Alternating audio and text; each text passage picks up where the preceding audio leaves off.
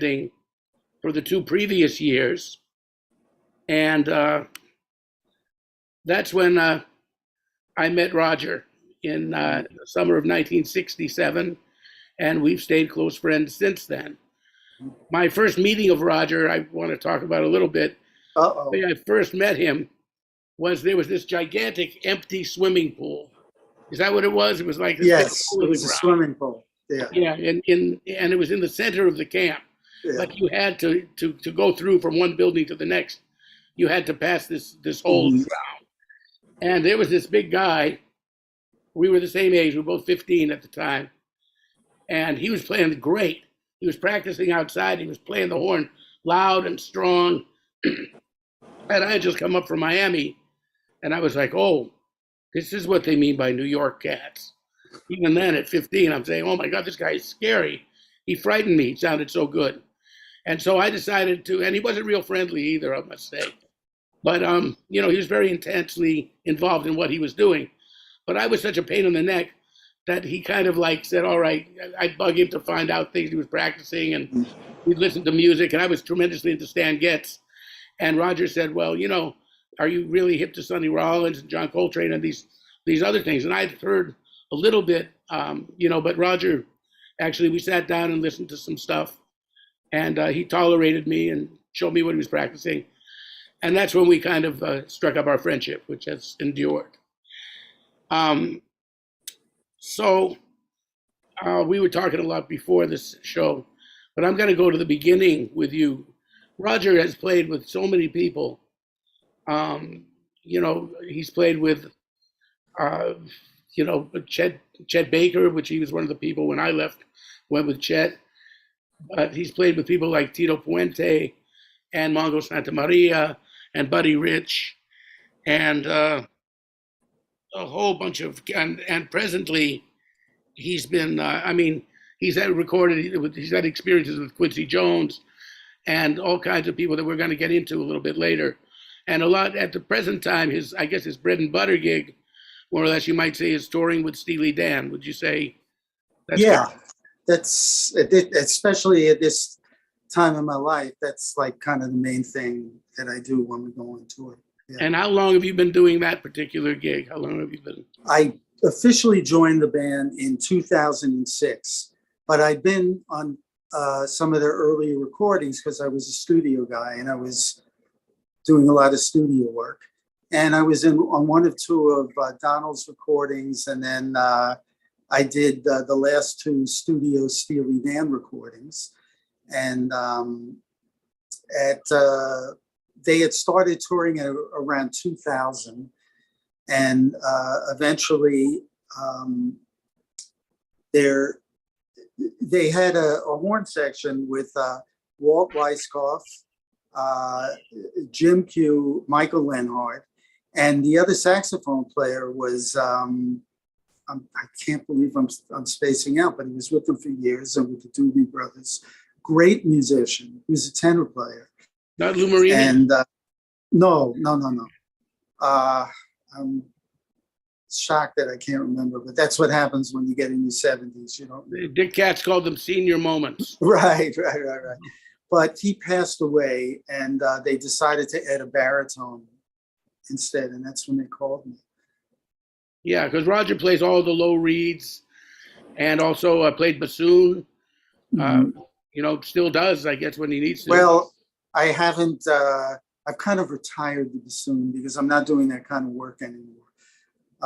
Pretty much concentrating on baritone and bass clarinet, and some soprano, which I always played a lot. And he's a wonderful jazz player, as we'll hear a little bit of him later. Because that really has been his first love. But I also have a lot of respect for Roger because he's actually been able to make a beautiful family life.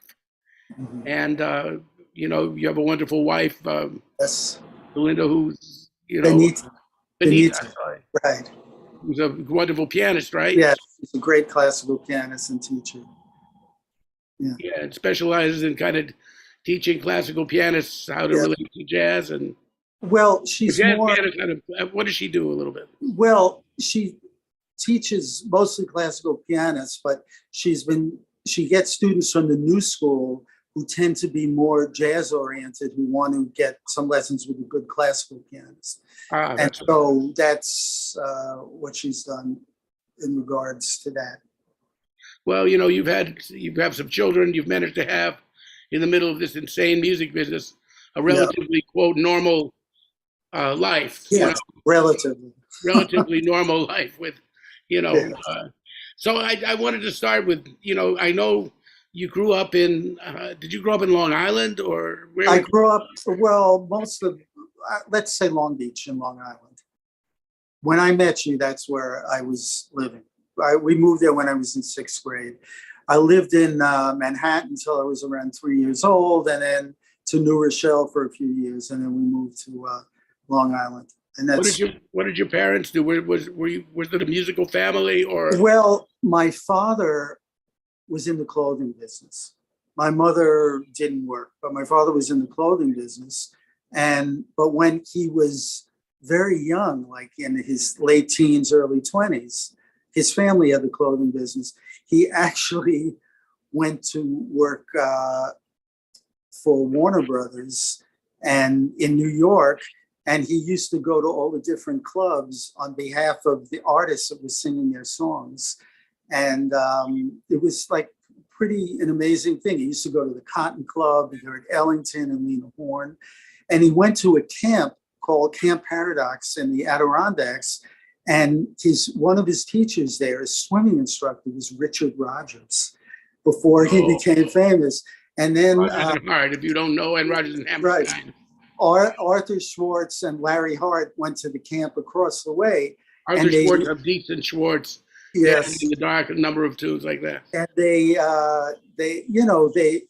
then they started becoming famous. But so he knew Richard Rodgers.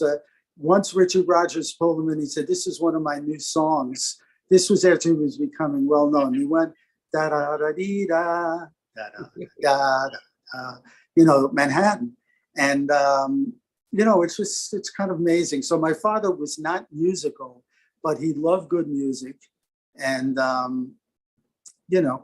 So what did he actually do for Warner Brothers? In other words, he would find. He worked in the stockroom. And then they gave him, a better job. And he would visit the artists who were singing the songs and that came out to their publishing company. And it's very interesting. So now when you started playing, how old were you? And was saxophone your first instrument, or did you play piano first or violin? No. When I was a kid, I went to camp and I tried to play trumpet, which I couldn't get a sound out of. I tried to play flute, which at that point I couldn't play. So I took up the alto, I think when I was in 4th or 5th grade, and because a friend of mine played it. And then when we moved to Long Beach, I was in 6th grade and the music department was wonderful there. And when I got into 7th grade, they asked, my father's business had collapsed. And so we didn't have a lot of money. And they said, well, if anyone wants to play the baritone saxophone, we'll give it to you for free. And I said, that's me. I want the baritone saxophone. And then I really took to the instrument. For some reason, that was the right instrument for me. And we had wonderful teachers in the school. And then I got to go to this music camp before Ramb Learning, Phil Woods' camp, called Lakeshore Music School in New Hampshire. And the director of that was a guy named Glenn Brown, who was the head of the Long Beach music department. And he played with Xavier Cugat. He was a marimba player. And his sons, were, I don't know if you've heard of Steve Brown, a great guitar player, and Ray Brown. They taught at Ithaca College eventually. And then the next year, someone heard about me. They needed a baritone player at Phil's camp. And they gave me a scholarship, and I was there for 3 summers. And that's how you came to Ramb Learning Yes. Through the other camp. Well, I started to develop a reputation in Long Beach, Long Island, that I was a good baritone player. And I guess they didn't have a lot of good baritone players. So you were already very serious about music By the time you Yeah. hit your teenage years, you already were. Oh, when I was 14, I knew I wanted to be a musician. That was it. That was, well, I knew you were very, Yeah, that's I me. never, yeah. Well, I was never good at athletics. It wasn't my thing. But music for me, I took off and it was really good. It's a great That's experience. wonderful. And you were playing tenor when I met you too. You were actually playing. What happened is the year before I met you, well, the sax section had Richie Cole and Mike Brecker. And I was so knocked out by Mike's playing that the next summer I brought a tenor from the high school and brought it to the camp because I said, I gotta do this, So I started actually playing tenor and went through a few years when I went to college for a few years that I thought I'd be a tenor player. But when I came back into the city, I pulled out the baritone to get gigs, and all of a sudden I was back home, so to speak. So that became, what I wanted to play again. Well, you bring up Mike Brecker. That's where I met Mike too. The year that I was at the camp, which was the last year of its existence. Right. Because Phil moved to Europe. Phil and Chan moved to Europe. Yes. Shortly after that. Yeah. Mike came for about 4 or 5 days that summer. Yeah. He just came to revisit. He had been there the full summers, the years you were there. Yes. Before, but I was bugging everybody when I heard Mike. Then I, kind of attached myself to Mike. Mike was 3 years older than us. Yes, he was older. Yeah. He was just about 3 years older, I think. Was he that much older? I'm not sure. Yeah, because he was in April, and he was 18, I think, when I met him. Maybe it might have been 2 years, but it was. Well, it's funny because when I met him, and I heard he was a little bit older than me, right? And I remember thinking, he's great, but wait till I get to be that age. Yeah, I was thinking that too. That's when you're a kid, you don't understand, like the whole thing. But there was no one like Mike, man. He's yeah, and he was he was a beautiful person then, and he was absolutely. That didn't change about him, and no. We both miss him. Yeah, absolutely. And he was, he was very helpful too. If you needed to know something, he was always there. And he wanted to know what he would, like a lot of great players, he wanted to know what you were working on too. He would act as if he really wasn't that good, and you'd be sitting he'd be in a room in the back, warming up, and he'd be playing this stuff that was impossible to play. And he thought it wasn't really that good. And you'd be listening to him and you'd say, oh my God, this is unbelievable. Yeah, it's true, man. He was, then of course, that environment of that camp, there was, a lot of talented people around. Yeah. And then there was, of course, Phil Woods. Absolutely. Who was, I've talked about what I got out of Phil. What was it like? How did you feel about Phil? And, you had a longer period with him. Right. I really loved him. I mean, he was very encouraging. I didn't take any private lessons from him. I don't think so. Maybe there was one thing, but he was just extremely encouraging. And it was just great. He'd play for us a lot. And he had great musicians come down to play. And some of the teachers there, I met Vic Morosco there, who's a wonderful teacher. And one of the great classical saxophonists. Yes, great player. I mean, Chris Swanson was there, a wonderful composer, arranger who became really into the synthesizer after a while. I mean, Johnny Carisi was there. I've written some things down to remember. Manny Album was there, but this was before you got there. And wonderful guy. Yeah, Norm Grossman was a percussionist, but he was a great theory teacher. He was the most wonderful theory teacher. I mean, I did take that. And Kirk Nurok was there. Kirk would have his little jam sessions every week. Yes. Remember, we would have to evaluate with no value judgments. We could say what we thought of everybody's solos. when they played, and you just Yeah, couldn't say that stunk. Or, yeah, you know what I mean? But yeah. But Norm, I'll never forget this. You know, he says, I'm teaching you this stuff and you might not understand it, but one day you'll be walking down the hall in school and you say, so that's what Norm meant. And he was absolutely, I mean, I learned so much about harmony and stuff when I was just a kid because of him and some of the other teachers later. But he it gave me the greatest voice leading lesson.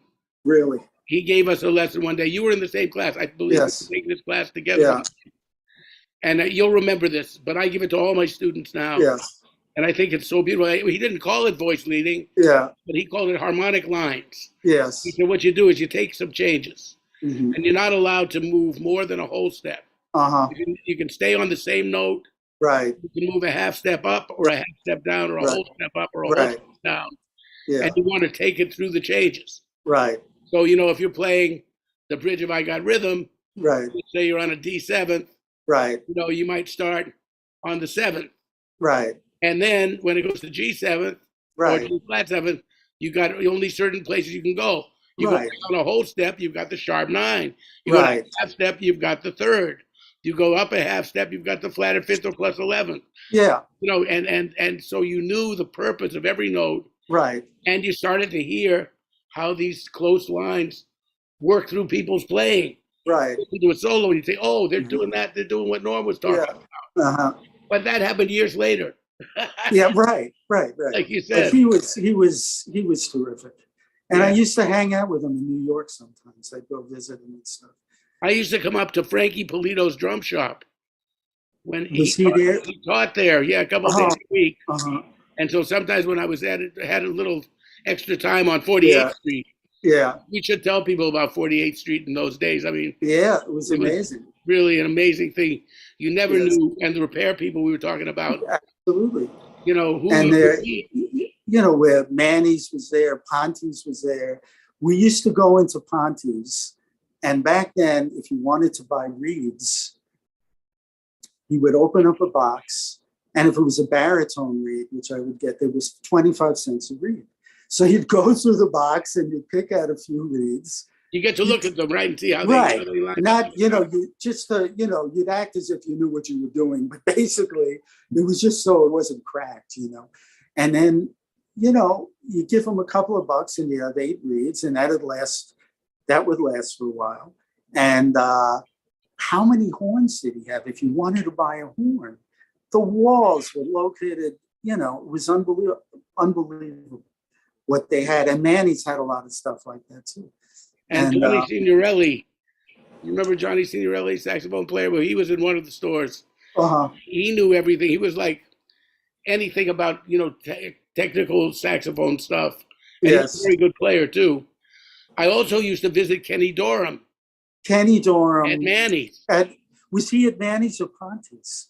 I He was at believe one of Manny's. He was at one of those stores because I met Kenny because when I went to New England Conservatory, he came up and he taught for a couple of months up there. I think he was just there for a week. I thought it was just a week. Maybe it was a week. He was Yeah. there for a week, and it was it was 71. Right. And that was the last time I ever saw him because I'd known him in New York. Yeah. And, but he was, you know, I go up there and just, you know, come in with a Coca-Cola for him Yeah. and talk to him and, you know, just, Yeah. you know, just, I mean, that was the kind of thing you would see. Yes. You know, you'd be up in Saul Fromkin. We were talking about our repairmen, Right. repair people. We had Nick Engelman, Right. who was a great repairman. And then we won't go through the whole lineage like we Right. did while we were waiting. Yeah. Saul was really what's now Roberto's. Right. Roberto came over. I met Roberto the day he started to work for Saul. Yes. Yeah. And he was just fresh from Italy. Right. And Saul was the man. Everybody would be in there. He even had a liquor bar. He had booze in his shop. If you wanted to wait while your horn was being fixed, if you wanted a shot of Four Roses or something, he'd give you that. But, you know, I met Dexter Gordon in that shop. Uh-huh. Charlie Rouse. I mean, all you had to do, I was thinking, just hang around Saul Fromkin's shop. Right. And you know, Eddie Bearfield, Jimmy Lyons and I played a free duet one day. Wow. We played for about 15 minutes, just the two of us playing Charlie Parker and then and out and then back inside, and it was one of the most beautiful duets I ever played with. Wow.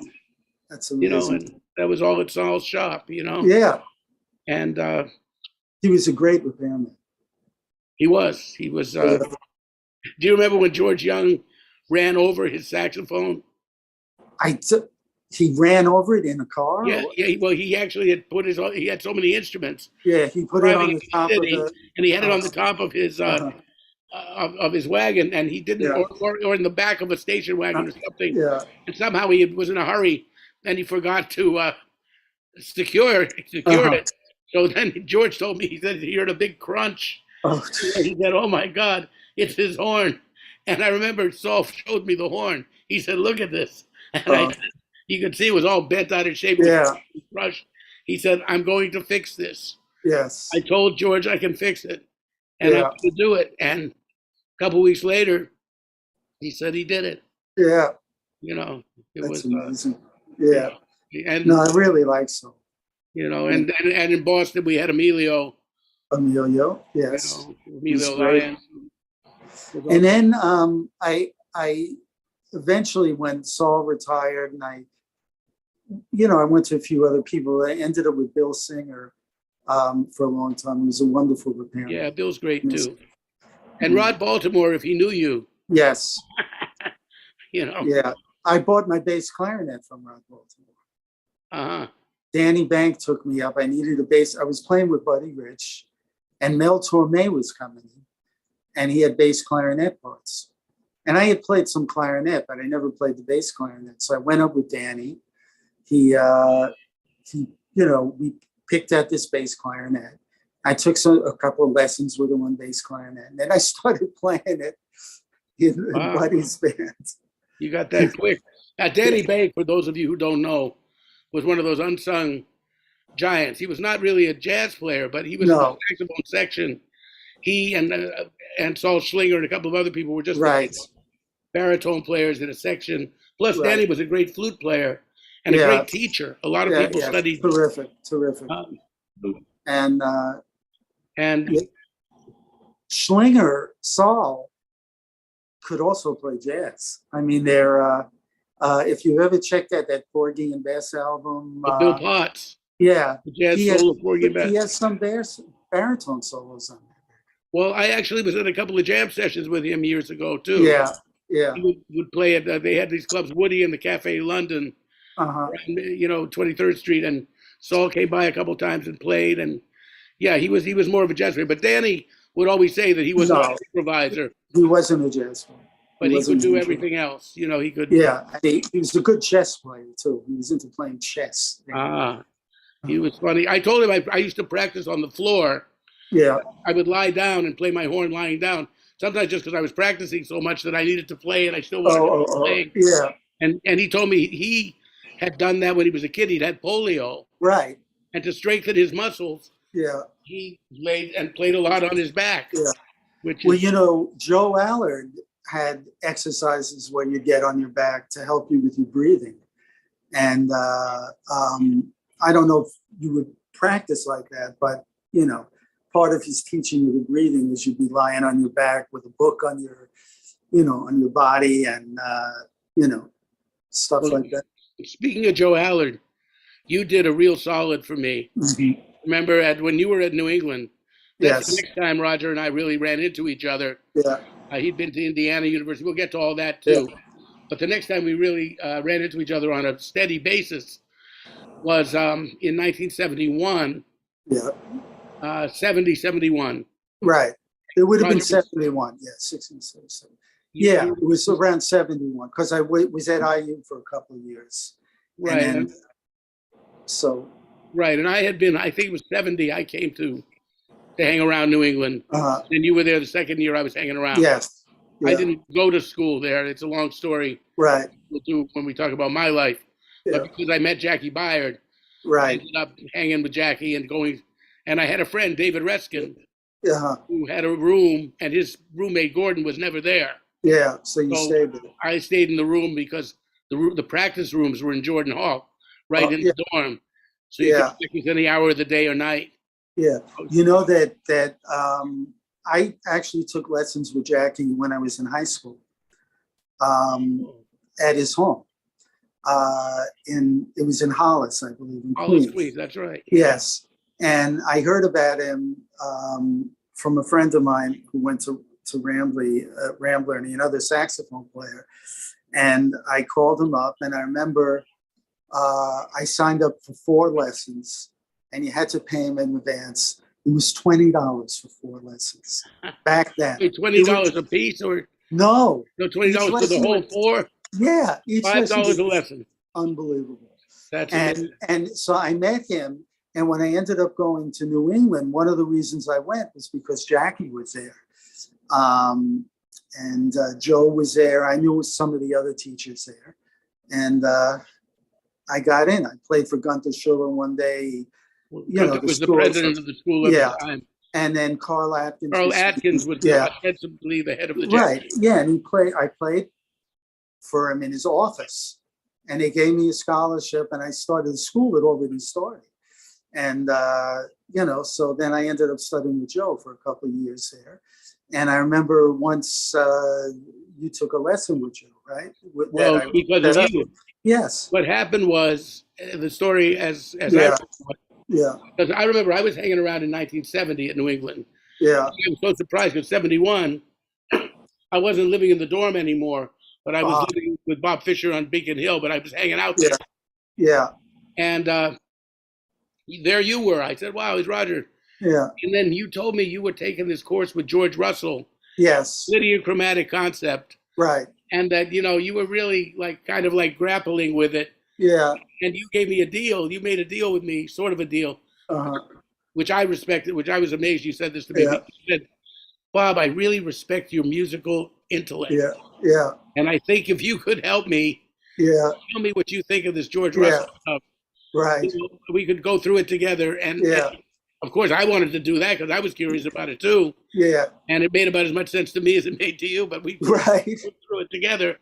And you said to thank me for my help with that.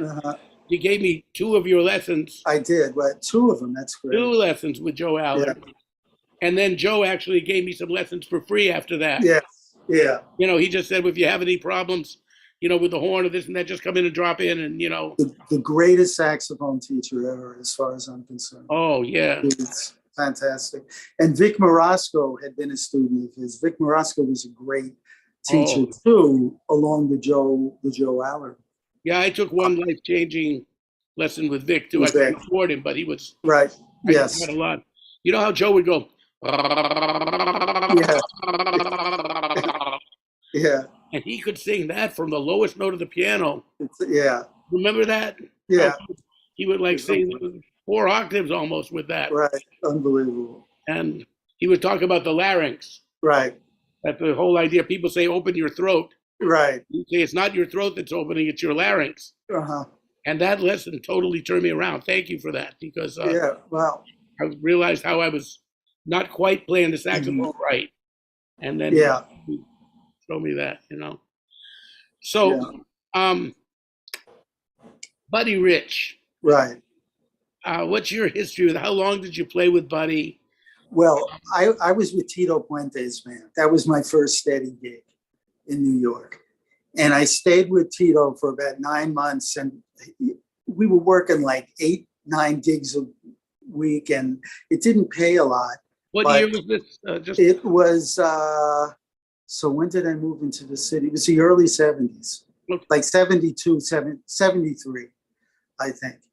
And then, so I stayed with him for a while, and then I found out if I got unemployment, I'd make almost the same amount of money. And I loved playing with Tito, but, it was exhausting.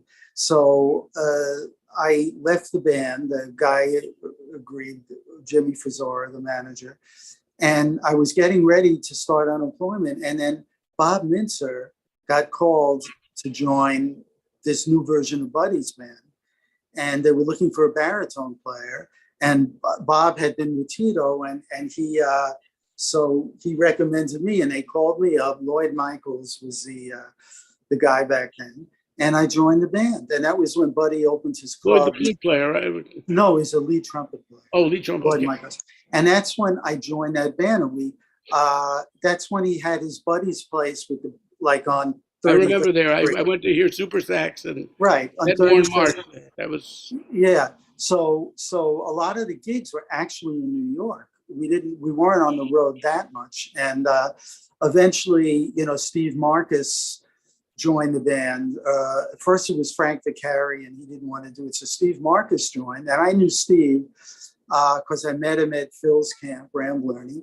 And then he played, when I was in Boston, he used to play with Larry Coryell and he would stay with me. Was Steve a student at Phil's camp as well? No, he came there as a soloist, as when they would have concerts from time to time. Right. And so Steve and I were friends and he joined Buddy's band. And as great a musician as Steve was, he wasn't the greatest reader in the world. So I remember I took my book and his book and we went to Colin Studios and we practiced for a few hours to go over the music. And of course, Steve, then he knew it by heart. It didn't, he was that kind of guy. And he came back and Steve ended up being with Buddy for years. But right. I was with Buddy for 7-8 months or whatever. But I wanted to play in a small group. And I heard that Mongo Santa Maria was looking for a player. So I called him up and he gave me the job. So I stayed with Mongo for a couple of years then. So did you replace Justo in that or did? Yes, Justo was my friend. I knew. But you had known Justo from New England, right? Or I don't know if you knew him before. I don't know, but I knew him. I guess you guys were both there in '71. From Boston or something like that. I don't think he was in New England. He might have been at Berkeley. Was he? I don't know. No, he was in New England.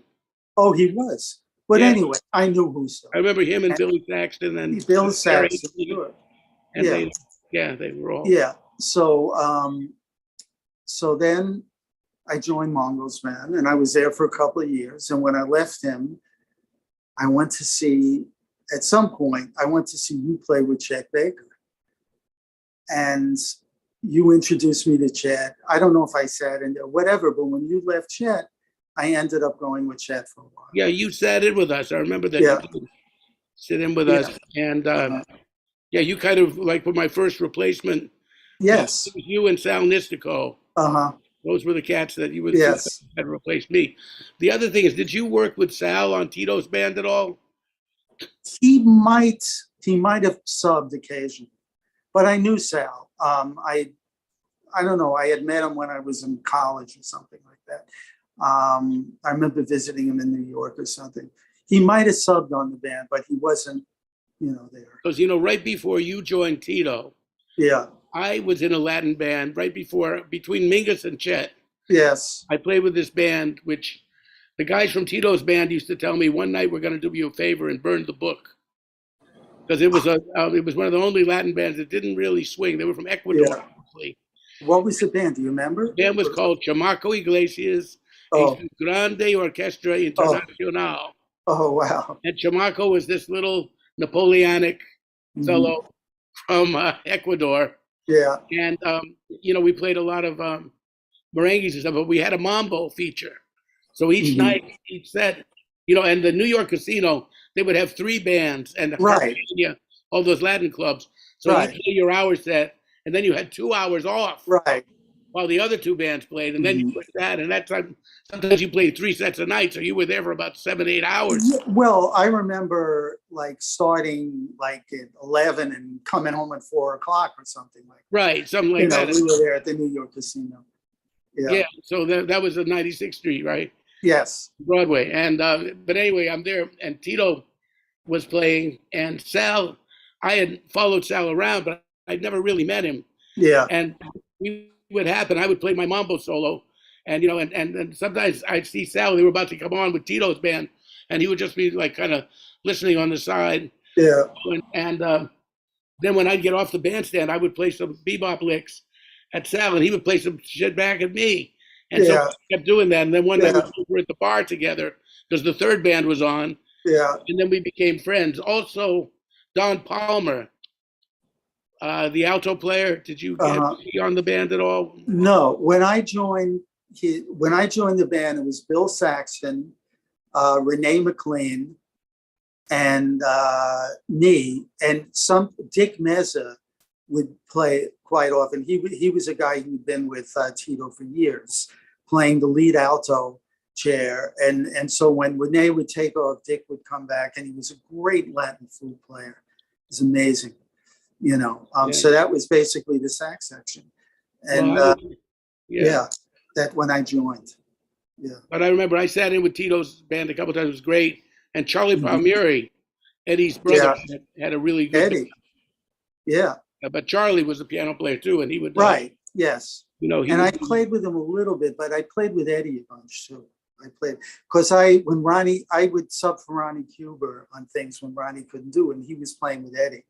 So if he couldn't do it, they would call me to do it. And I also played with Ray Barretto too. So I played a lot of Latin stuff. he did a lot of that. Yes. Yeah, I mean, I was going to talk about we were talking about Buddy. So, Yeah. so Bob Mintzer kind of got you on Buddy's band. Yes. Yes. And how long did you stay with that? About 7 months, 8 months or something. Not that long. And you know, I had a funny. I remember when you were on that band. Uh-huh. I was playing at a place called, or maybe it was a band right before you, but Buddy had his club, Buddy's Place. Right. I was playing. Hot O'Brien had a club. Hot O'Brien. St. James Yeah. Infirmary. Yes. Down on 7th Avenue South, and we had a back room there. Yeah. But one night I was playing there with Chet, and Mintzer came in, Yeah. and he said he asked me if I'd like to indulge in a friendly toke of marijuana. I said yes, Yeah. certainly. So he comes to the back room and he pulls out a big bag of pot. He said, and here's this. You want to take it with you? Here, roast me a joint to go. Then somebody else from Buddy's band comes in, and he says, "Man, you want to get high?" And finally, the third person that came in, I said, "I've had enough." He said, "Well, you think I can use the back room?" I said, "Sure." So then there were 3 or 4 guys from Buddy's band, and I said, "This is interesting. You're all coming in with all this pot." And he said, "Well, Buddy really likes this band." Yeah. And he gave us a present.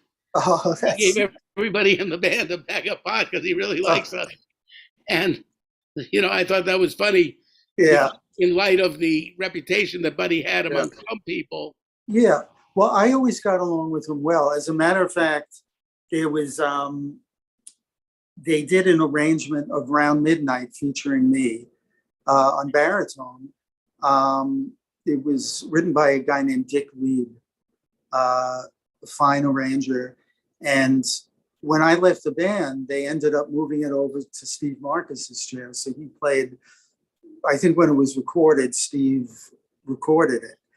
But I enjoyed. I got some solo space in that band, and it was, it was a good experience. But at that time, I still wanted to play with small groups, because I wanted to be playing a lot of jazz and stuff like that, Yeah, I was like Steve. I was not a great sight reader.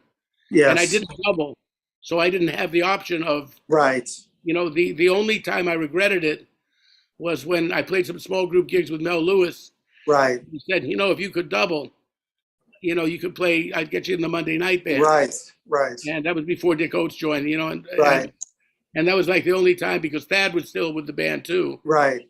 And now you had some experience with that band as well, right? Didn't you? Well, Thad and Mel actually taught for a semester at New England Conservatory when I was there.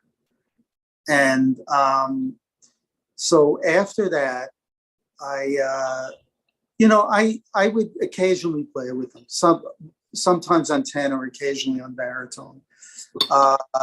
And Thad was terrific. They were both quite nice to me. But it never ended up that I joined the band, but I did get to play with them, which was exciting. Another teacher I wanted to acknowledge too is a guy named John Wilson. John was a trumpet player, and he made his debut on the same record as Phil Woods did. With Jimmy Ray? Right. And John was my high school mentor. Yeah. He was my high school band director, Oh, and he eventually took over. He got a doctorate and taught in Pittsburgh at Duquesne, and he was a wonderful arranger, and he wrote arrangements for Nancy Wilson, won the Grammy and stuff like that. really? And just recently passed away. He was in his 90s, and we always stayed in touch. I loved him. He's a great guy.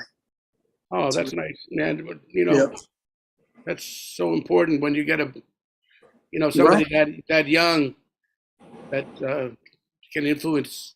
Right. I was very lucky. We had great teachers in Long Beach.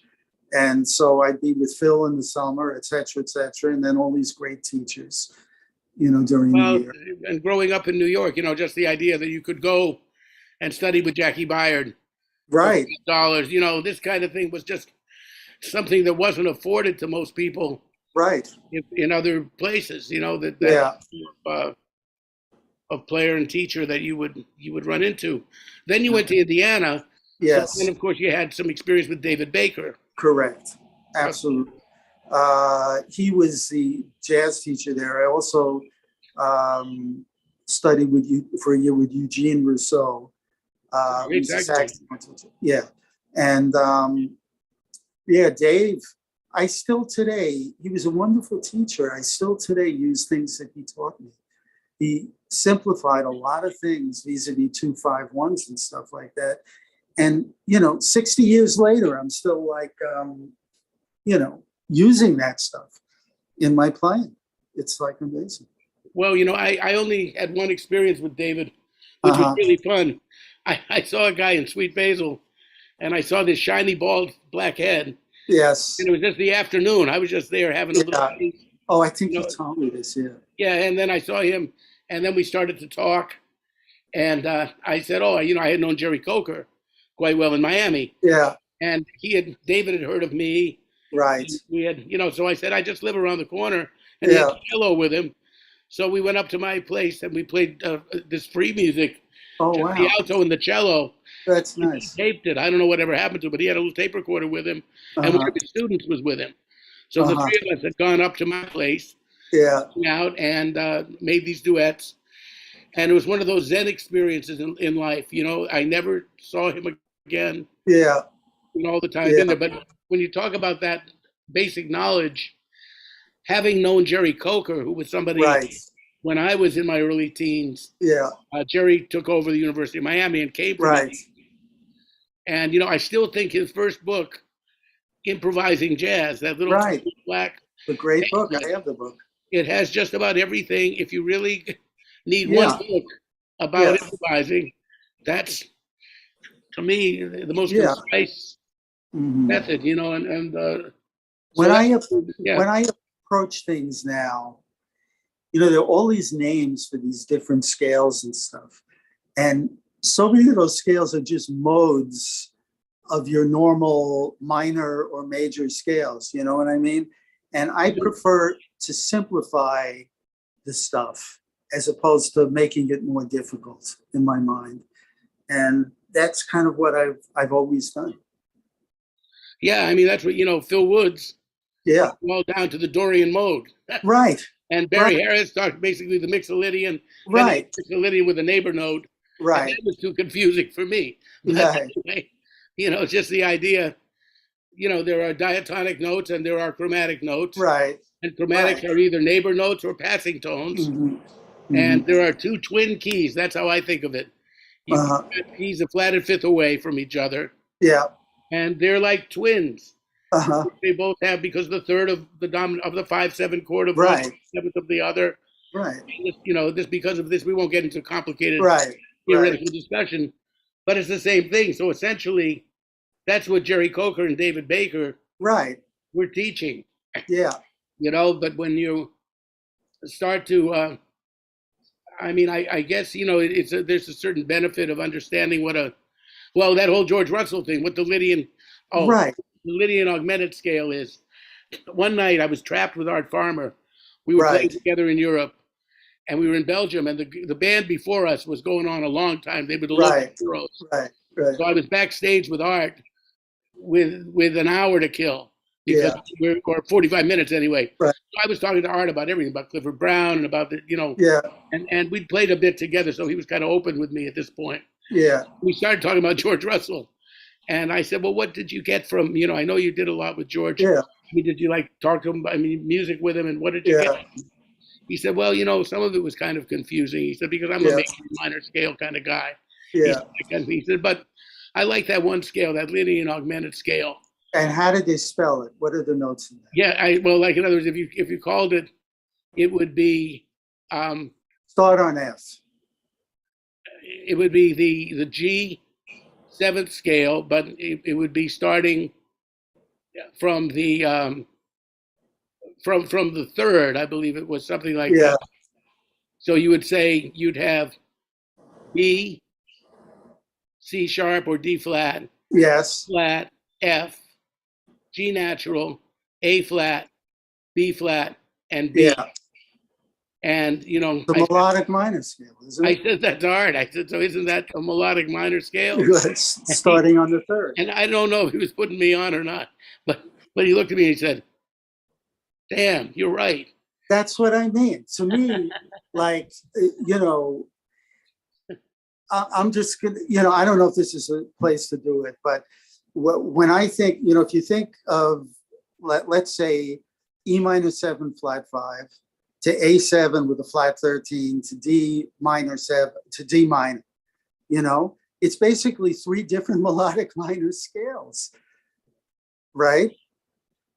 Well, It can be. It can, if you use the natural ninth, you got the G minor, right, with an melodic F minor. Yeah.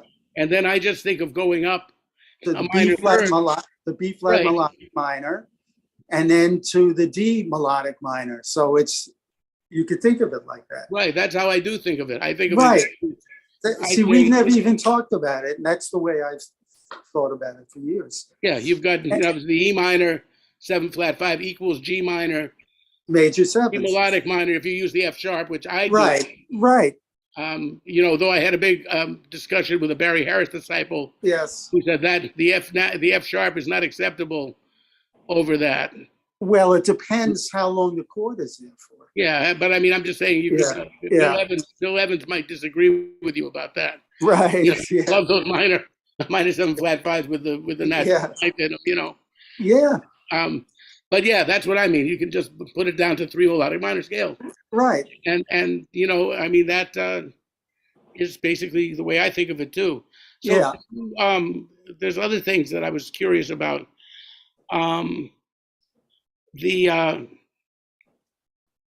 Some other people that you kind of, like you played with David Lahm. David, 2 people I played with for years were David Lahm and the singer Janet Lawson. We had groups to get, I was in their bands, and we did a lot of gigs with those bands and recordings. I did some stuff with them in the 70s too. I did mental institutions. With David? With David. He got a grant to do mental institutions. That's great. So yeah. I love David. And he would write some very interesting music. And well, David was the son of Dorothy Fields. Right. Who was a great lyricist, The Way You Look Tonight. Yeah. A whole bunch of wonderful tunes. Right. Lyricist for that. And so David was a real tunesmith. He would songs, obscure, all kinds of. Is he still around? I haven't. David has moved to Indiana. I spoke to him not too long ago. We stay in touch from time to time. Give him my love and tell him I would. I still have his copy somewhere of Under the Yum Yum Tree. Oh, okay. Just a very obscure tune that I meant to get back to. Yeah. There were 0, And well, go on. No, that's all. And I heard Janet had some problems with vocal. Later, very later in her life. See, that I don't. Something happened, and I don't know. She came down with something, whatever it is. So but for years I was with her, and we had a great time together. I mean, Bill O'Connell was in that band. Ratso Harris, Jimmy Madison on drums. It was a very, very good band. And Janet was a nice girl, and she used to sit in with me. yes, yeah. And I did a lot of stuff, of course, with Bob Mintzer's band and with Dave Matthews Band, not the rock Dave Matthews, but our Dave Matthews. Our Dave so Matthews from Cincinnati. Yes, right. You know, and a few gigs that I mean, I got to play with Mike Brecker's Quindectet, which was a 15-piece band based on a record he did. I didn't record with it, and you know, we had like 3 woodwinds. I was playing mostly bass clarinet, a little baritone. There was a string quartet, few brass players. It was a wonderful band. And this was put together by Mike? Yes, he did a record with it, but then he did some touring with it, and I got to play with that band, and it was just mind-blowing how great Mike sounded every night. How long did you do that? It was probably about 6 or 7 weeks over a period of a year that we did some stuff, and it was just incredible to hear him every night. It was unbelievable. Oh, it must have been wonderful. Yeah. And, you know, I was thinking about the concept of the baritone. You know, one thing that Yes. you do, which I think is nice, which I think Ronnie Cuber did, Yes. and some other cats, was, I mean, Jackie McLean, when I met Jackie, he said, Yeah. he said, "Oh man, you play the alto like a tenor, Uh-huh. like me." I said, Right. "Yeah, you know," and in a lot of ways, even though I hear some baritone influences in you, Yes. you seem much more influenced by tenor players. Well, part of that is because I spent a lot of my development when I was transcribing solos and doing all that stuff was when I was playing tenor. So when I went back to baritone, my influences were not baritone players, they were tenor players. And that's kind of the way I feel about Ronnie. I mean, Ronnie was very influenced by tenor players. And for me, he's like my favorite baritone player, Ronnie Cuber. And if I did any transcribing of baritone, it was from him because he was the guy whose playing I loved the most. Yeah, I thought he was very exceptional. Yeah. And, you know, and be beneath that gruff exterior, Right. he could scare you because he was such a New Yorker. Yes. To me, he was like, you know, coming from, I mean, I'm kind of basically a New Yorker in many ways. Right. But this was a native New Yorker. Bob Berg Right. did the same kind of thing. Yes, Bob. Being just tough, you know. And yet when you got next to them, Yeah. they opened up and there was a gentler side, I thought. Yeah. Bob and I were friends. The first time I heard him, it was a session of Mike Brecker's Loft. And when I heard Bob Berg play, I was playing a lot of tenor back then. I said to myself, I can't believe there's another one who sounds like you. Right, after Lehman and Grossman and right, and everybody and Mike. Yeah, and then we became friends. I really liked him a lot, Bob Berg. And I remember one night he came down to Sweet Basil's and he heard when I was playing with Chet, and very complimentary. He was a terrific guy. Yeah, I mean, yeah, Bob was a very special guy. He took no prisoners, and No. you know, and you know, there was but I mean, he had great command of the music and the Fabulous instruments and everything. You know, he was a special guy, and yes, also, you know, tragic loss. absolutely. All of us. But you know, Ronnie too. Ronnie was one of the only guys that I ever played with that one night sent me home with my tail between my legs, practically in tears. He beat me up so bad on Donna Lee one night. I felt like I'd gone in the ring with Mike Tyson. He was just right. I mean, some nights I'd hold my own. We had a little bit of a rivalry with each other. Yeah.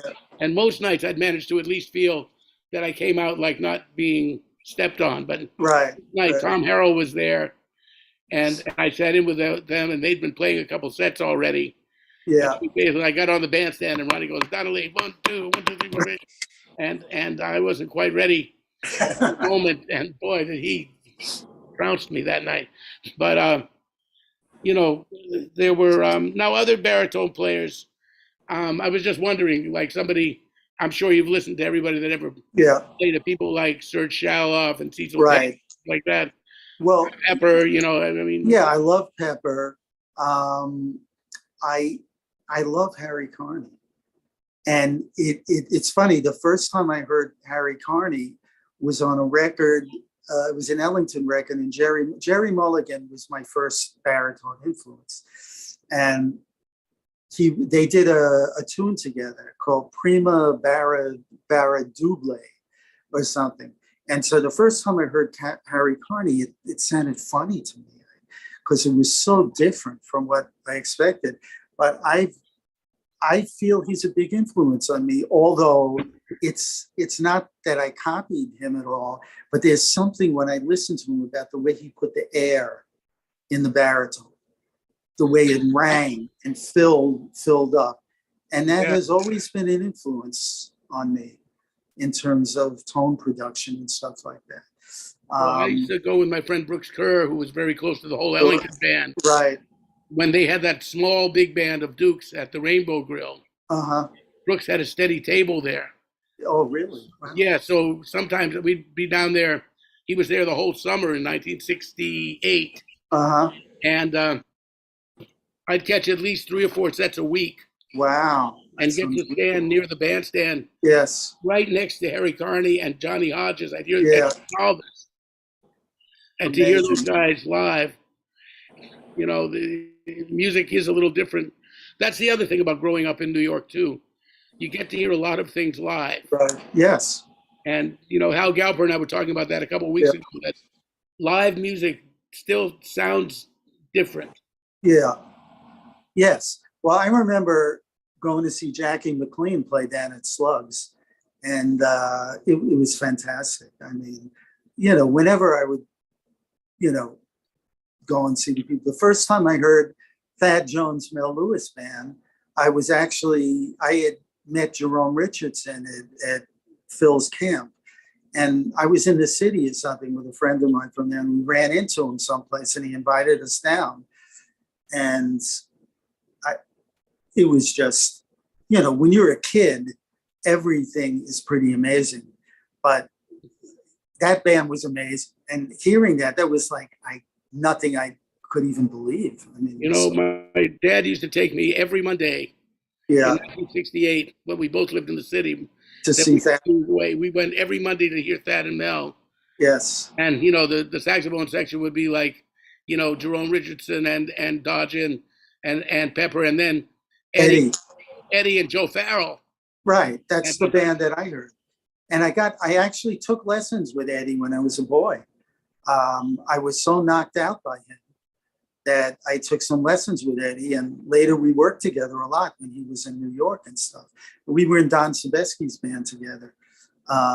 Eddie is an amazing musician. Yeah, I talked to Eddie last week. I know you. Just an amazing musician. You know, in fact, you were the one who turned me on to that record, First Prize, when we were at Phil's camp at Ramblerny. What an amazing record. You had that. We used to listen to that record together. And you know how you said earlier, when you're like, you know, 15, and even though the guy's only a few years older, Eddie was 10 years older than us. Yes. But to me, we both used to say, you and I would say, that's where we got to get to. Yeah. And we're, you know, in 10 years, that's where we got to be. And we can't settle for less. You know, and you were very determined, and I picked up that from you. So. Yeah. He amazing player. Amazing. And so I just for a minute, like Steely Dan, this has been a, you know, steady gig for a while, as we talked about. How did that gig come about? And, you know, what's it like? Those guys, I mean, one of my favorite pop records is Asia. Right. I know everything that Steely Dan did. Yeah. And that was one record that I listened to many times. Yeah. And just tell us a little bit about that experience of Steely Dan. Well, it's first of all, Donald and Walter love jazz, so they want jazz musicians in the band. Well, they produced a Warren Marsh I know. lead Yes. record, so you've got to love jazz to produce those cats. Yes, and Walter produced one of my CDs, and he's just, what can I say? We spent a lot of time together. And Donald, when we're on tour, we're always talking about music and stuff. And they both love jazz. And I remember the couple of things that I put solos down for them. They always ended up using the jazziest thing. You'd start doing a take, and it would be one thing, and you'd be kind of trying to be more pop oriented, but you would lay down a bunch of different takes, and they'd always go with the thing that was the thing you didn't think they would go with, because it was like, much more jazz oriented than pop oriented, and being with that band has just been a highlight of my life. I mean, well, that's great. Playing with those great musicians. Yeah, and their support, the fact that Donald and Fagan felt that way. Yes. About jazz and jazz musicians. Yeah. Now you also had some Lee Konitz. Yes. You played in that Nonette sometimes. Yes, I did. I played in it for a while, and that was a wonderful experience. I mean, Lee is. We've talked about this, but when I think of, to me, Lee and Sonny Rollins, there's something about the inspiration that they play with. It's like they'll be playing and they always sound good, but then all of a sudden they take off, and it's like something from God like goes into them, and what's playing is just absolutely amazing. And that's the way Lee would be. And I love playing with that band, and I played with it for quite a while. And then I think he moved to Europe, and then the whole thing. But just amazing musician, amazing. Yeah, you were playing with him largely during the period when I left New York for several years. Right. Yeah. That was when you were with him. Yeah, I think there's just a commitment to improvising that Lee and that Sonny, right. In a certain context, especially playing standard tunes. Yes. That just that going a step beyond what they knew. It felt like, they never just settled into playing what they knew. Yeah. I think there was that feeling. And, you and I have talked a lot about spiritual things over the years too. And I know that you went through a phase where you rediscovered your Judaism. Yeah. And, I think we both have, how do you think if I can venture to that, how do you think you've grown in a spiritual sense, and how it connects to your music, and, who, who are you that way? I mean, if you can. Yeah. I used to be a lot more involved in it. I went through different periods. I was very interested in the philosopher Gurdjieff for a long time. And then I got more involved with Judaism for a period of time. And I'm kind of sort of not into either areas right now, but I was for quite a long time. And I found it very inspirational and stuff. And you feel a connection to something larger than yourself when you. Yes, that I do. Well, I don't think about it when I play, but I do feel a connection like that. In life. Something larger.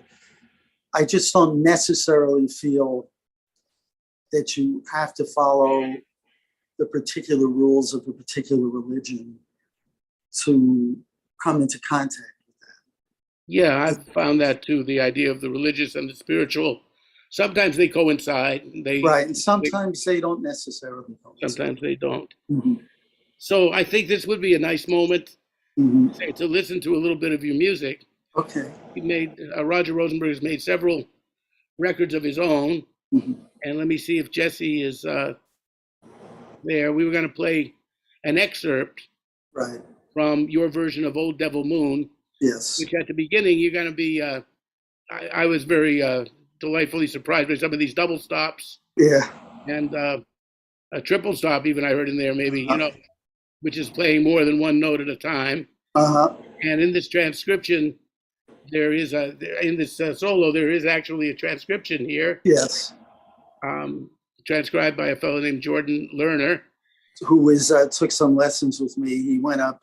He's been up in school in, is it Rochester? It's one of those places, and he's quite a talented young guy, really good. And he transcribed the solo. So we're going to listen to Roger's version of Old Devil Moon from, what is the name of the record?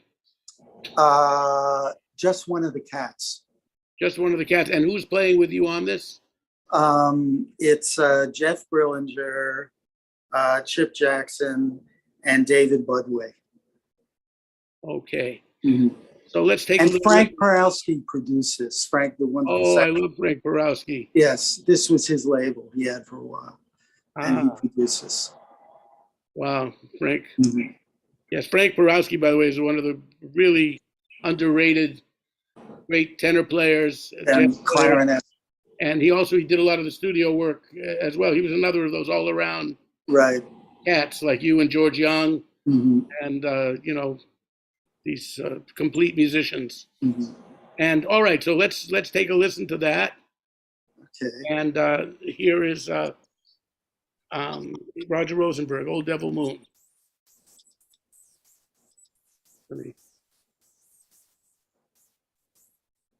Are we hearing it?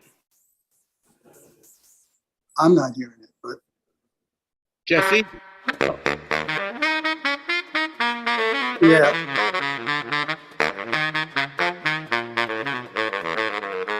Apologies. We were hearing it. It's good. Yeah. Okay.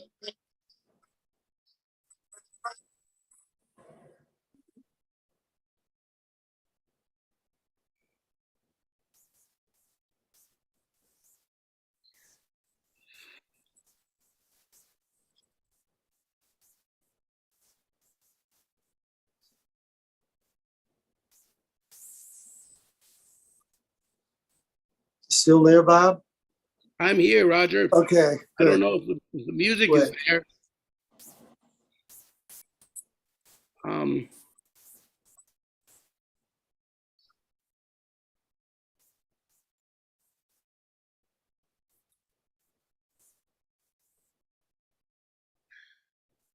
I guess we're on mute, I suppose.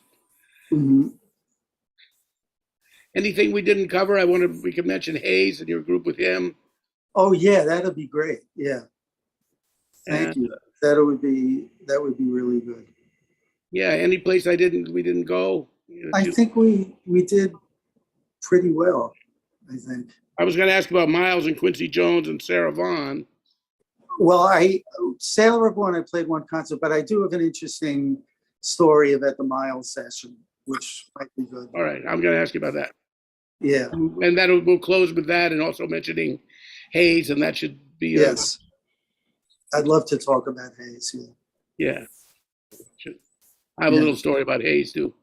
Yeah. Yeah.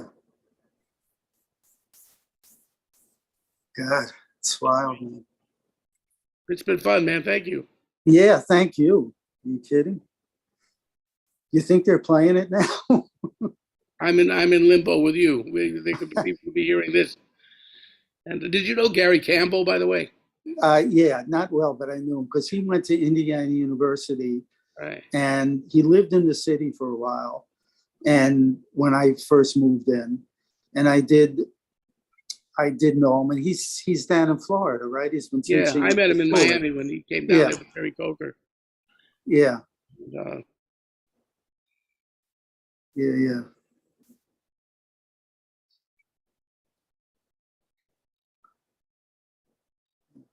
I have no idea what's going on right now. Right. Well, we better be careful what we say. You know what I mean? Yeah. Right. Fortunately, there is editing later. Oh, but good. Some people are watching this live. Right. Yeah. But I'm really thank you for doing this. It was really nice to talk Oh, and thank you. It's great to get you to here. catch up. You've always been someone that I've admired and loved over the Oh, years.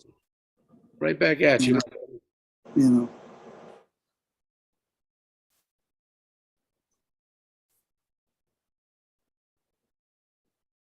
Maybe I should call her up. yeah. Can you call her? I can. Call Jesse Kaiser.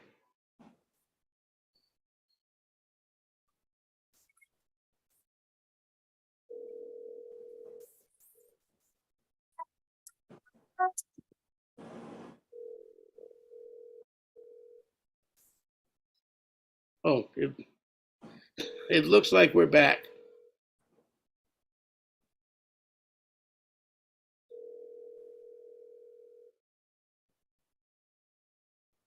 Well, assuming everyone heard that, Yes. that was the great Roger Rosenberg with his version of Old Devil Moon, complete with double stops. And we used to play that with Chet when I was with Chet. That was a tune that we did with him. And the bass line that I play on the baritone was something I originally used to play with Chet. Did you make that up? Yeah. Oh, that's nice. Yeah, I was Yeah. wondering where that came from. Yeah. Yeah. Yeah. Yeah, that's nice. I didn't really get to play that tune with him. We might have played it Mhm. once or twice, but Right. it wasn't part of the steady. Yeah. He had this arrangement of Love for Sale that had been on that Yes. record that he did with Mike. Yes. And, We used to play that. Yeah. but, Yeah. so the other thing is, You're gonna. is that Jesse? Are we okay? We're about to finish up. He said they're about to finish up. So we were we were just checking in here. Yeah. Um, yeah, there was We were gonna talk about Hayes. yes, of course. Yeah. Your cousin Harold Yeah. Hayes Greenfield, Yes. and you have Hayes is a wonderful alto player. Terrific. There's a lot of children's music too. Right. I have one Hayes Greenfield story that's interesting. I think Tell me. in Paris, he was playing at Le Petit Opportun one night, and Mhm. Larry Willis and I sat in with him. Yeah. And there was a bass player named Bibi Rovere. Can't remember who the drummer was, but we ended up playing even overtime. And Yeah. I remember there was some stuff we played that night. It was a very beautiful one of Yeah. those nights that a little jam session really became meaningful. Right. And the bass player he wanted to go home, and Yeah. it was so funny. He just turned to the bass player. He said, "You know what? You're a jerk, BB." He wanted to end that music, and everybody was enjoying themselves, and the bass player was, "Oh, I only got paid until this hour. That's it." And then, but I mean, I wanted to say that one of those nights, Hayes played so well that night. Yeah. Now, he was one of the few alto players that was really making me sweat. Yeah. Well, he had his own way of kind of language. He has his own kind of language. You know what I mean? He's an original way of playing. Right. Very, very much so. And he's doing all these wonderful things with children and teaching and stuff like that. He's got all these things happening. And I'm, really proud of him. And I've loved playing with him, and hopefully we're going to do it again. But he's a tremendous musician, and he's written movie scores, film things, and he's just a joy. I mean, yeah, he's a wonderful cat. I'm just so glad that, we got together and started doing things. He's my cousin, Hayes. And, it's just one of those things that happens. Great. So just to finish up here, I want to tell you how beautiful it's been having you, and that we got a chance to do this. I'm so happy, Roger. And you mentioned, in your resume here, which, it's funny, you don't know everything about your friends, but I didn't realize that you'd had some kind of experience with Miles Davis. Right. Yeah. I was wondering if you just finish up with what was that like? Well, it was a sort of a recreation that Quincy Jones put together of, a lot of the Gil Evans charts and stuff like that. And we did it at the Montreux Jazz Festival. And, it was, I think, the Gil Evans band and that other band. Who was the other band that used to play a lot? European guy. A lot of Americans played with him, spacing out right now. But it was a combination of those bands, and they brought some. Wasn't supposed to do the gig, but we ran over the charts in New York, and it was a lot of bass clarinet, and they for some reason they needed a bass clarinet. They called me up from Europe and said, "You want to fly out and do it?" And I said, "Yeah, sure." I mean, I wasn't even 100% sure if I was going to get paid, but to get a chance to play with Miles Davis, I said, "Okay, forget it. Even if I lose some money, it doesn't matter."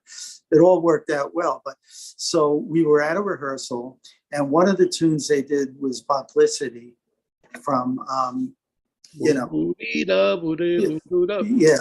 And that was with a small group. And Howard Johnson was going to play tuba in that. And I didn't have my baritone with me, but he lent me his baritone. I brought my mouthpiece and stuff like that.